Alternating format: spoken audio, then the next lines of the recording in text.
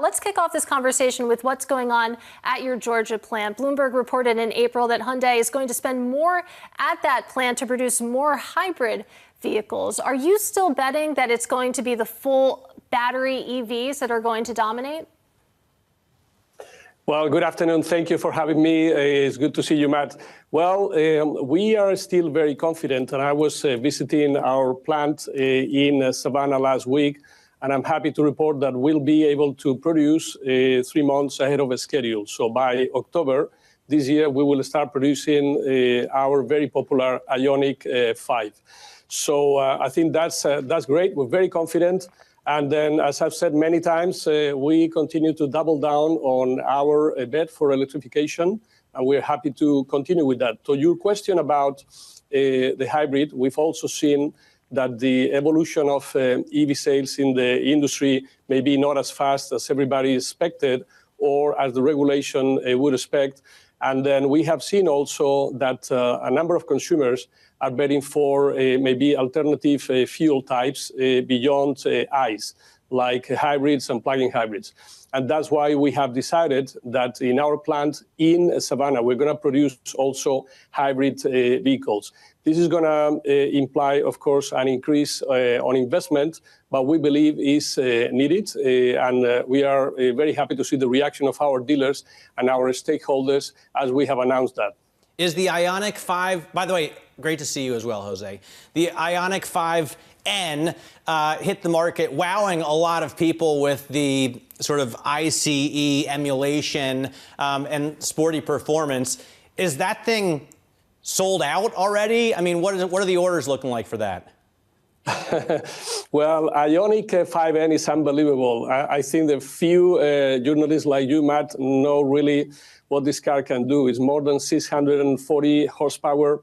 It just made it to the Performance Car of the Year in the World Car event that took place in New York in April. And this is only after 2 years earlier, the Ioniq 5 became World Car of the Year, EV Car of the Year, and Design EV Car of the Year. I think this is one of the few cars that could race you in one of your motorcycles and beat you. But then I'll leave it to an opportunity in the future. I look forward to it, Jose. Listen, the price tag continues to get higher as these cars gain popularity with consumers. Obviously, the Ioniq has done well. This one costs, I think, north of $65,000. And the Genesis product is doing so well that you're able to take more price there. Do you see that power increasing even as it's falling for your competitors?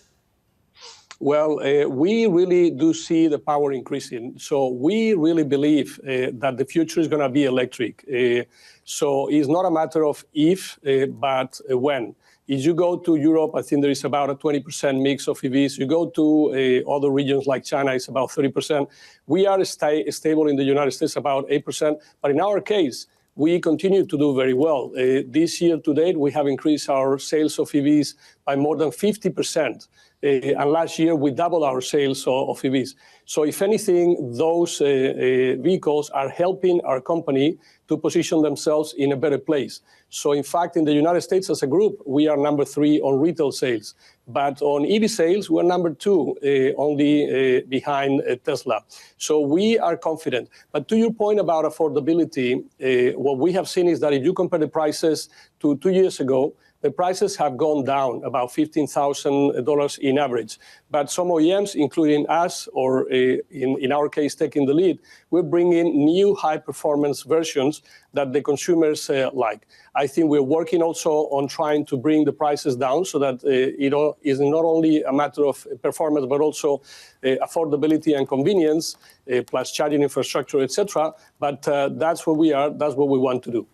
And Jose, I want to talk a little bit more about your Genesis brand. And full disclosure, I actually drive a Genesis, but even outside of myself, I'm seeing more and more of them on the road, on the highways. And I'm curious, who are you positioned to be taking share from? Are you going up against Mercedes, BMWs, for example? Well, first and foremost, I agree with you. So I think we've done quite well. And in the last 9 years that we've been in the market, we've more than increased our volume 8x, right?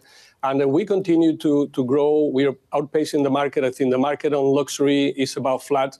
We're growing more than 3%, driven by our SUVs mainly. So the GV80, the GV70 that we produce in the United States, including an EV, they are the ones that are doing the best job for us. But also, you know, the sedans that we bring to the market. So we're very pleased. And in fact, we have started now to have exclusive dealers to about 35 so far.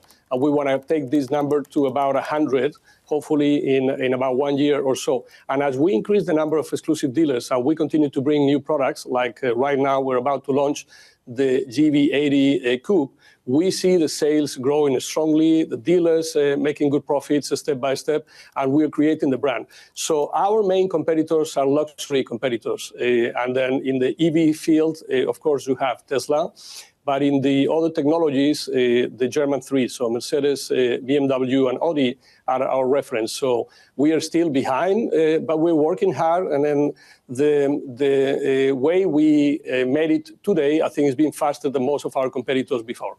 I talked to some Bloomberg intelligence analysts who say part of the key to your success is your strong relationship with the dealer network. I have a lot of dealer friends who are angry at, domestic automakers when they talk about ADMs and talk about selling directly to consumers. But dealers are all happy to sell Hyundais, Kias, Genesis. How do you keep that relationship strong even in the bad times? Well, that's really a key success factor. You said it better. So we praise our dealers, and particularly the members of the dealer advisory board on both Genesis and Hyundai, because they've been with the brand for many years now, and they've seen the evolution of the brand. And at this moment, they're very supportive of the strategy that our executive chair, Mr. Chang, established for the global operations. And one of the things that we do is that we meet on a regular basis in person. And then we genuinely listen with good intention. And I can tell you that because the results have been better, because we were able to implement the strategies that the dealers gave us good ideas about, etc., the dealers are happier than ever before. They're making more money, and they are investing. So ultimately, the chairman of the Genesis Retailer Advisory Board, Kevin Riley from DC, he told me recently, it's not a matter of the different surveys or what they can tell you. When you see the dealers are putting their money in your brand, investing in facilities which are exclusive, this is when you know you're doing something right. And then I could say the same thing with Andy Wright, who is the chairman of the advisory board for Hyundai, which is also one of our best performing dealers, investing, et cetera, et cetera. We continue to have a dialogue, listening to them and trying to work together as a team.